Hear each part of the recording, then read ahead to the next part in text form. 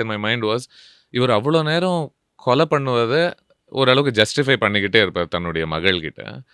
பண்ணிட்டு போகும்போது ஒரு புறாவை தெரியாம மிதிச்சிடக்கூடாதுன்னு சொல்லிட்டு அதெல்லாம் இப்படி தட்டி விட்டுட்டு அதெல்லாம் ஐயோ அது காயப்பட்டுறக்கூடாதுன்ற ஒரு பெரிய ஒரு கருணையை காமிச்சிட்டு இருப்பாரு. These touches, are they improvised there?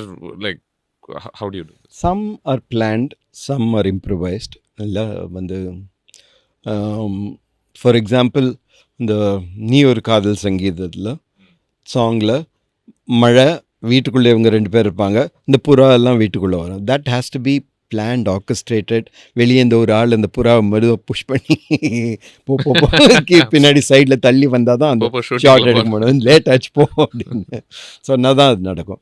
வேற இங்கே இந்த சீன் எடுக்கும்போது சுற்றி புறா இருக்கும். வந்து அங்கே ஷூட் பண்ண போகிறோன்னு தெரிஞ்சு ரொம்ப நாளைக்கு முன்னாடியே நாங்கள் போய் அங்கே புறாவெல்லாம் சேர்த்து வச்சு அதுக்கு டெய்லி தீனி போட்டு அது வீடாக மாற்றணும். அப்போ தான் அது நிற்கும் அங்கே.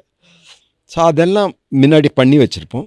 பட் ஷார்ட் முடிஞ்சு அவர் வழியில் அவர் போன்னு சொல்கிறது அவரோட கான்ட்ரிபியூஷன்.